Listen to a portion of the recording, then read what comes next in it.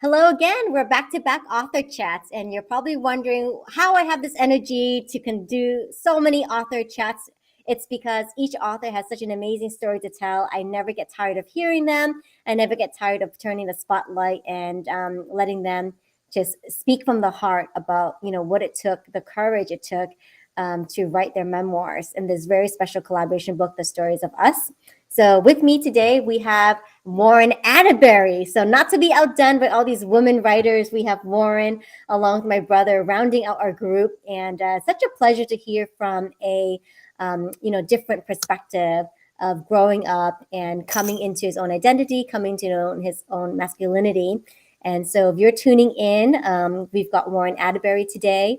And he's on a very unique mission. I mean, I love Warren simply because he is committed to the evolution of mankind, humankind, one person at a time. And I think that's so beautiful at this stage of his life that he's living on such a wonderful purpose. And through the avatar coaching that he does with his spouse, Marilyn Atteberry, who we'll hear from in just a few hours in a different interview segment.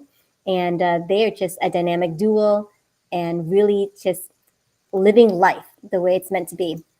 And if you're watching and tuning in today, Warren's chapter is called I Was a Footnote. So we'll hear more from Warren about how he came up with that title for his chapter. And what I want you to focus on as you listen to our discussion today is this concept of the servant class. The servant class. You may have heard of servant leadership. And, and let me know in the comments if you've heard of that before. But we're going to hear from Warren's perspective about the servant class because he writes about this and it was really just very eye-catching and caught me in the moment as I was going through his chapter preview. So please, everyone, welcome Warren Atteberry. Hello, Warren. Ho, ho, ho. Holidays. I love it that you're in the festive spirit too. Yeah, you bet. I might have to take it off here shortly because my head likes to breathe a lot and it gets kind of warm underneath the hat. So, but I figure I'd start with a little bonbon. I love it, a bonbon indeed. So Warren, let's get right to it. I mean, your chapter was like amazing because it chronicled all these different moments of you growing up. And how did you come up with this title? I Was a Footnote. Well, I grew up, it was an interesting, nothing special about my upbringing other than my two older brothers. I had two brothers. My mother was married very early and had two boys before the war. And then the way things were, that relationship turned into a painful one, and she got out of it and very shortly married my dad. And my dad had been in the military or just joined the military. This was just as the war, World War II, for the younger folks out there, was starting up. And so he went away and did his thing. And came back and then had myself and my younger daughter. And so, he was happy to have his own son. He was a good father for the older boys, but he liked to have his son. But he was also, he was a young man in the military, very busy and very active. And mom, of course, was happy to have another child, number 3 son. So I know she wanted a little girl, and very shortly after that came across my darling little sister Margene, and of course then Margene got all the juice there, So being the cute little cute little baby girl in the family. So I kind of hung out and just had to take care of myself. My two older brothers were going through their adolescent angst, and then there was me, and then there was my little sister who got all the new presents and everything like that. So I was just hanging out in the middle, and had my own world to take care of just inside myself. And talk about your own little world. I mean, you had color blindness, so your world was really your own. Well, not only was I colorblind, I have to take the hat off here. I was just red-green colorblind, so I see colors generally speaking, but red and green came together, and I don't really distinguish the two unless I really focus on them. And I didn't know that, of course, until I was a little older. But I did get glasses when I was at the age of 7, and I know I was at that point in time just pretty excited to realize that that trees had leaves, and I was nearsighted, and all I knew was that things were real fuzzy out there. But I didn't have anything to compare to until I got my glasses. So yeah, vision has been a kind of an ongoing issue through my life, one way or the other, like that. I remember reading a passage where your mom dressed you in a pink sweater, and you didn't even know. It was a nice pink sweater, it had kind of little white flecks in it and everything, and it was a real pink. So I used to love it, because when something did catch my attention, that red would just kind of squeak in there a little bit. I said, yeah, that's really cool.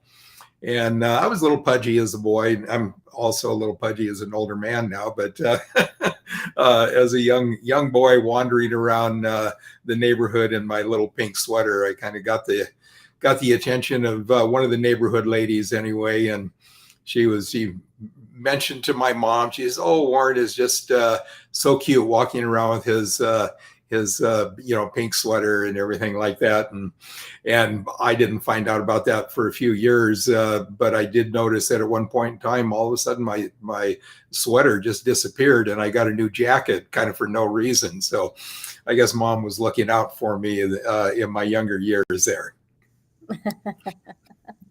Talk a little bit more about your mom and her looking out. And one of the things I read that you quoted her was that she would say, "We are service people." Mm-hmm. And, can you tell us a bit more about that? How you led this example? I suppose when I was, 10, 11, 12 years old, maybe right around that age, I started to realize that I think it's actually when we had first moved into civilian housing. Prior to that, we had always lived on the base. So everybody was real similar to me as far as, economic levels went. None of the kids ever had money for anything, so that was just natural. But all of a sudden we got into the general society, living in town, and other kids, well, I guess I was a little older, 13 or 14, and a buddy of mine, he actually ended up with a motor scooter, an old Vespa.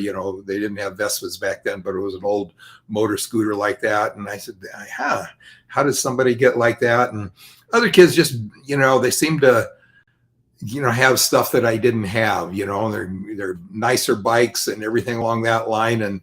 And I noticed that. And finally I asked Mom, I says, "Well, Mom, how come, my friend Bob over there they live in a big house and he's got a motor scooter. Can I get a motor scooter?" And she says, "Well, honey, we just don't, we don't have a lot of money like those folks." I says, and I took that, and I says, "Well, why, how come?" I was just trying to figure out this whole thing. And she says, "Well, honey, we're more or less a servant class." And of course, Dad was in the military, so I understood service. And I didn't really completely get it, but she says a servant class kind of, and this is what her reality was. It was, they kind of take care, of the people who have, more money and lots of money. And that's just, just kind of the way the things were. At a later point in time in my life, I did look up the etymology of the name Atteberry, and it actually translated back in the English, because we were from English descendants, and Atteberry was house servant. So at least we weren't field servants, I guess. We were house servants. So we had a little bit of class anyway, back in the generations. So that was my experience. I just kind of have always looked at service as being a cool thing. And as I got into more self-awareness and recognizing the commercial search and the capitalistic search for more and more and everything like that, I became aware that being in service was actually a pretty high state of being and a pretty high quality of life. So I owned it. It was well into my 30s before I really was able to own that concept, and not put myself down for it. But when I got it, I said, yeah, okay, that's cool. I can live with that. I love that, Warren, to be in service. Excellent. And I'm so glad you researched the etymology of your surname, because that was the practice back then, right? Like whatever your trade was became your surname. So if you were a blacksmith, you were John Blacksmith, or if you were a cobbler, you were just, Joe Cobbler. So yeah. Atteberry, so house servants. Okay. Yeah. That's wonderful. If I may, I would like to read one line from your chapter, because you allude to the servant class. And I think it's such a wonderful statement. And it really speaks to who you are and the mission that you're on now in this decade of life. And so I'm going to go ahead and read this. But I am of the servant class. It's an honorable journey of caring when others are in need or in pain or simply need help. Perhaps the material rewards are few and fleeting, but compassionate service for others fills up the account. Indeed. Yeah, I feel that. I know that my rewards in this life are definitely more in the heart and spirit. Accumulation of things, while at a time seemed like a good idea, was never something I accomplished easily. So, that's where we are. Where I am is my wife and I, we're very happy where we are and who we are, and certainly have the ability to put food on our table every night. That's not an issue. We're not in poverty, but as oriented towards service, the financial rewards means that we get to be in service, until we're not. No, I love it. I love it because service is many ways, right? It doesn't have to always be about money, but just your support of your fellow writers, the things that you do to coach others in this fantastic coaching program, the Avatars, is in service as well too. So I definitely see that when you and Marilyn are together. Oh, good. Thank you. You're so welcome. Makes me... Yes, indeed, indeed. So let's turn our attention now, because we went through the archives of the Atteberry family, her album, and we pulled up some pictures of you and your siblings. So let's go take a look at them. Hang on one second.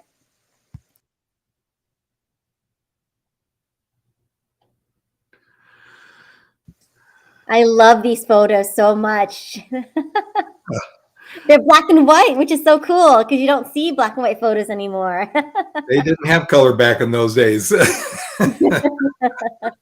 was born in 1945, just after the war. And so, I think there was maybe color film around somewhere, but definitely far more expensive than black and white. And black and white was the way we recorded things in those days. Of course, we didn't have our handy little cell phone or anything else. You look in that bottom picture, the largest one, that's me and my bright, shiny silver jacket. and off on hanging on my arm is my brother is holding an old Brownie box camera. So the little box camera was about 3 inches by 6 inches, and you rolled the film in it and had a little manual shutter that you had just clicked, and that was how we took pictures back in those days. That picture right there, if you see the ship in the background, that was when we were getting aboard the ship to go to Alaska. And Dad being in the military, we got to head off to Alaska. As my younger sister standing beside me, and my older brother. Let's see, is that both of my? Yeah, the one picture, the tall one there, that's my eldest brother, and then Larry, and then that's Mel, is the shorter blonde-haired crew cut. He was the, Mr. Crew Cut, as I grew up, and then my little sister Margene, and off to the right is my mom and dad. I think that was probably even before me. Probably when he was getting ready to head off overseas somewhere. These pictures are to be cherished. I mean, I love looking at. It's a piece of history, and I love the black and white images. Indeed. I did not know that jacket was silver. It is pretty shiny now that I see it. Yeah, it was a warm jacket we got for the Alaskan weather. And, I don't know if you can see also my Levi's. You look down at the cuffs. That was the way we wore our Levi's back then. Big rolled up cuffs. That way you could wear them for a year or two, or you could grow into them. Yes.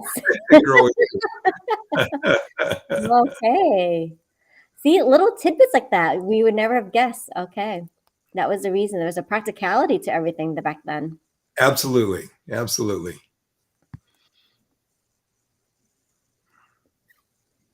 who's in this picture?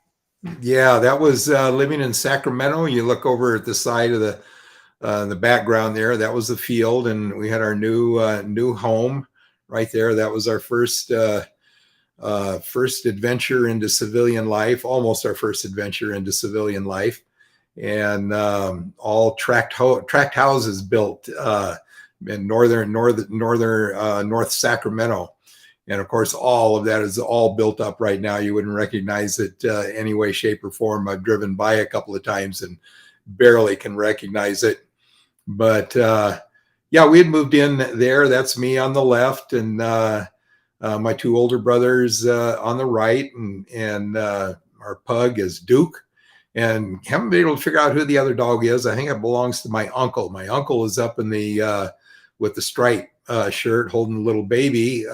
He had his wife had just passed away, and standing next to my dad, his brother, they came and lived with us for a year or two while he got settled in and found a new wife, and they went off and created a wonderful life together. But that little picture of me right there is actually right at the age that I was when I recounted in my chapter about when I was learning how to play chess and meeting girls. Yes, you owe a lot to that chess teacher that singled you out. Mr. Bear, my favorite teacher of all time, which wasn't hard. Well, I actually, more I thought about it, I had a few good teachers along the way, but Mr. Bear made a difference in my life. Tall, gangly, redheaded guy.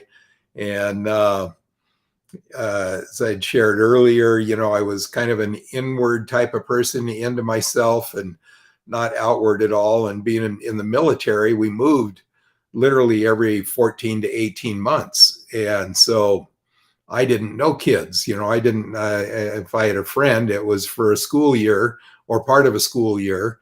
And the idea of actually growing up with friends or knowing somebody over 2 or 3 years of classes, that was a unknown concept to me. I just didn't understand that. And I was just coming into civilian life at that time. And Mr. Bear, 7th grade teacher, always a happy guy. He was just a delightful teacher anyway. And he did something that was really strange. One day he came up to me and he looked me in the eyes. He said my name, and I don't think that had ever actually happened to me. It was a completely new experience for an adult to just, connect and say, Warren. And he says, I think you might like my after school chess club. And I said, I played a little chess with my uncle. He's a math teacher.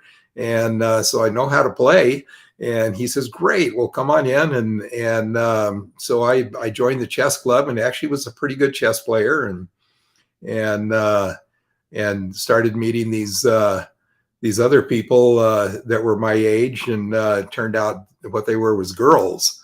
And that was kind of an exciting exploration for me, recognizing that, oh yeah, okay, I can see that's a good addition to the world. And it's amazing, the adults that come into your life, and they play an important part, being able to take notice of a child and mentoring them, taking them under their wings. I'm so glad you captured that story. I have to ask if the bear in the corner is in tribute to Mr. Bear, your teacher. The bear in the corner. The bear in the chair. Is there a bear? In your background. Here, yes. Well, actually, I stole the Santa Claus hat from the bear. He's our Santa Claus bear. That was a whole story behind that I don't remember at the moment. I'd have to sit down with Marilyn and remember, but it was we acquired the bear a few years back, and he's had we have a couple of bears running around. Thank you for I didn't realize that bears we've out in our backyard. We've got a friend of ours had given us a white ceramic polar bear that stands about 2 feet, 2.5 feet tall. And it was a commercial bear for iceberg something or other, or some kind of product, Coca-Cola or something like that, Pepsi maybe. I don't remember exactly. I think it was Pepsi.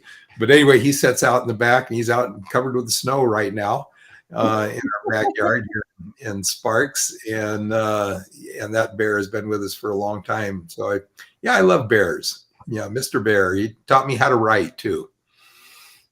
See, so I think Mr. Bear is following you around and still watching over you.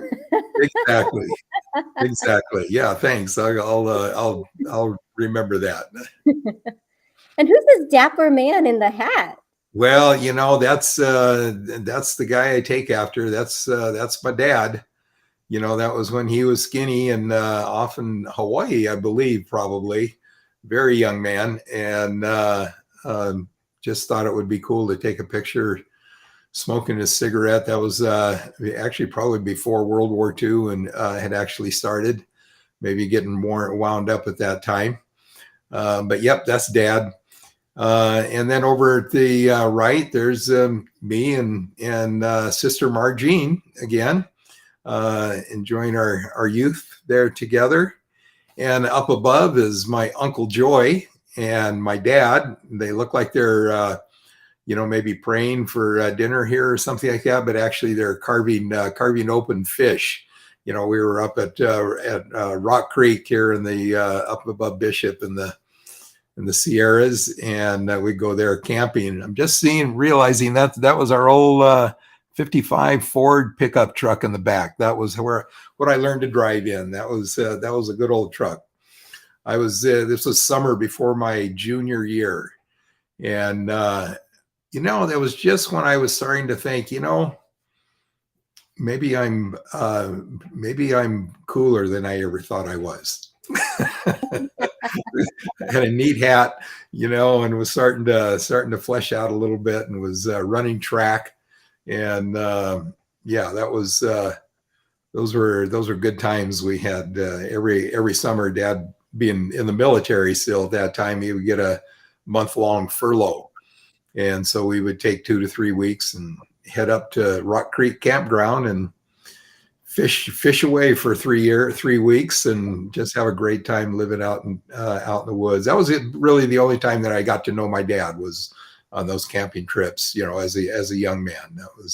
That was good. And Uncle Joy, he was a ex-military man and had Navy guy, and he had tattoos all over, and he was what they called a Navy SEAL today. He was an UDT, underwater demolition team. And that was what his job was back in the military. That was way back, 30s. Oh, Mila's commenting. Mila's saying you're so cool and a good writer. Meaning Warren, and I have to agree. Yeah. Well, Mila twisted my arm and made me do it.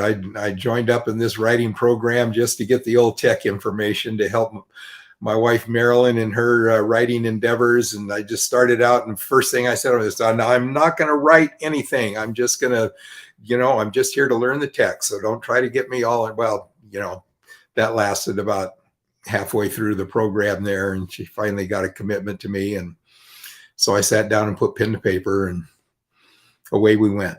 It was a great experience, really delightful. And I'm very, very thankful that she forced my hand on that issue.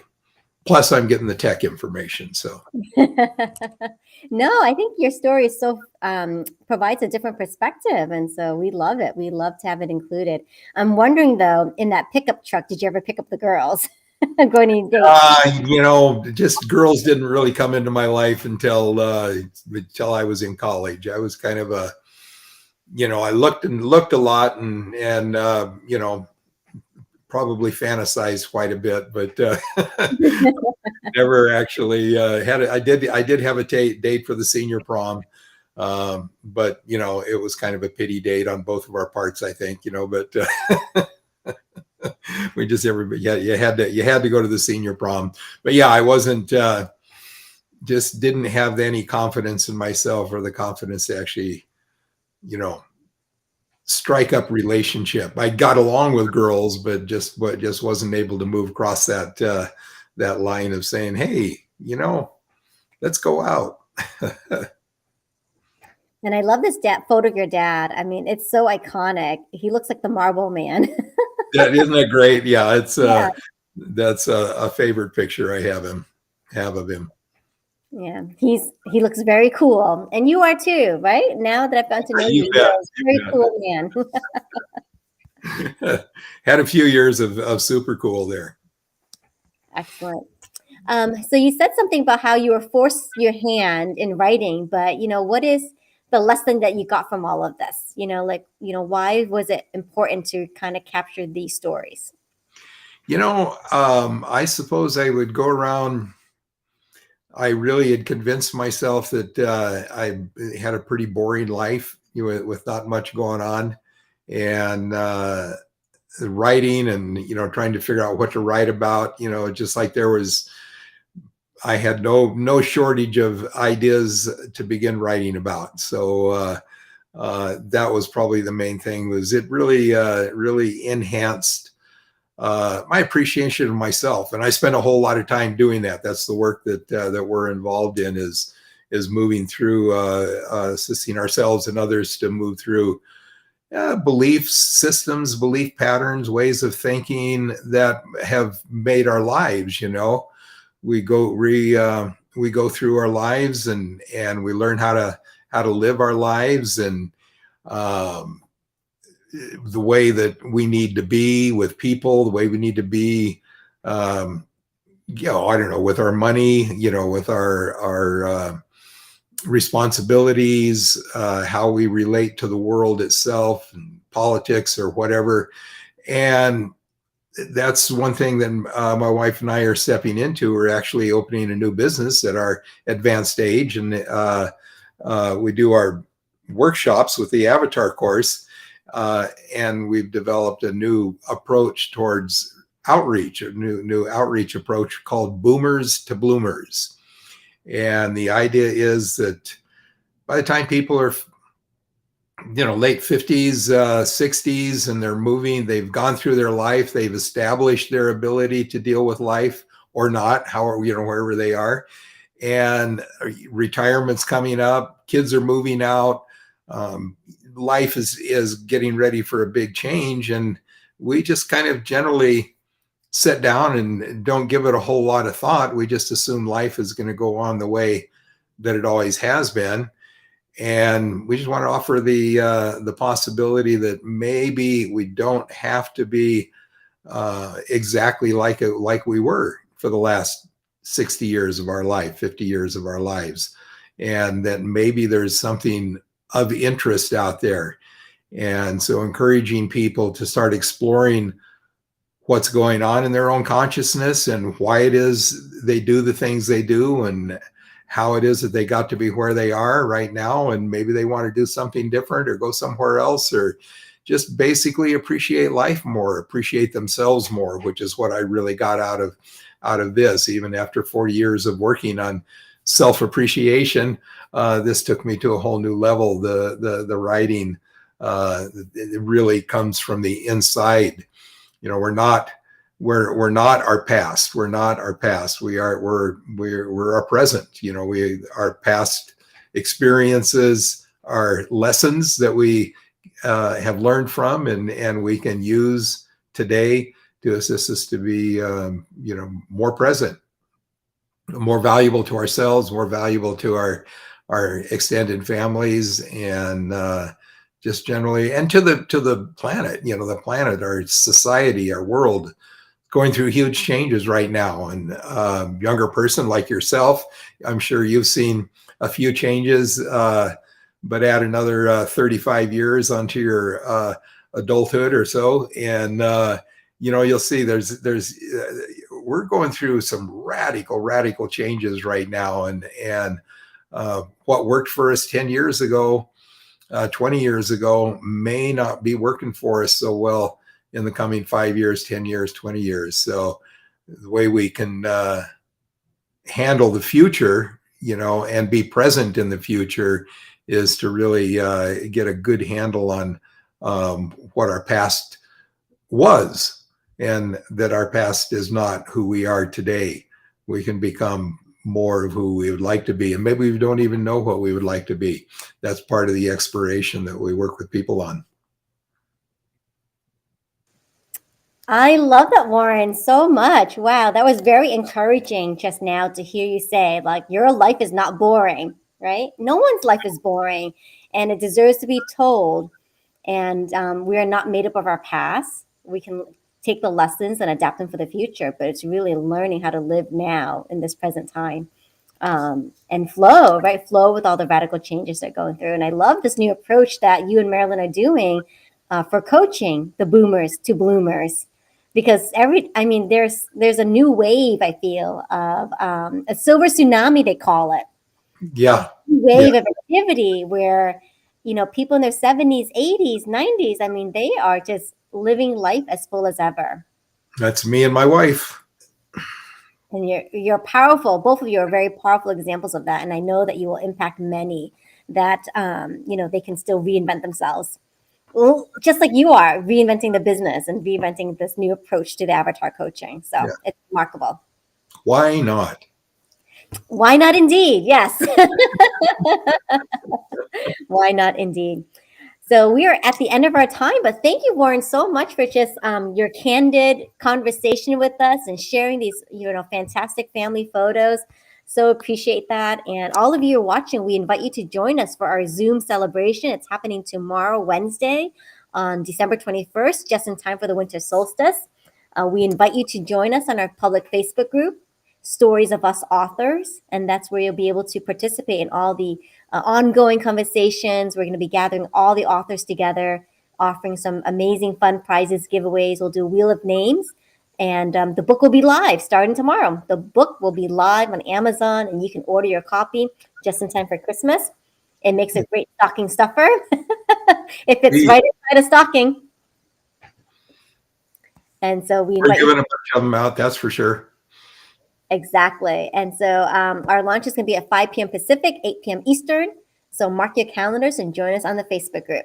So thank you again, Warren. I'm going to take a break and get geared up for Marilyn. Who's next? Thank you so much, Olivia. It's really been a pleasure. Thank you. Thank you for this opportunity. You are so welcome. And if you'd like to keep in touch with Warren and follow him and be a part of that Boomers to Bloomers, we invite you to follow his link tree. So there it is on the screen. All right. Oh, we've got one more comment coming through. Yay, Mila. Yes, so Mila is reminding everyone to do the Zoom launch. So thank you, Mila. Put that in the comments for us, and we will see you all real soon. Have a great night. Thank you, Olivia. Thank you, Warren. Take care.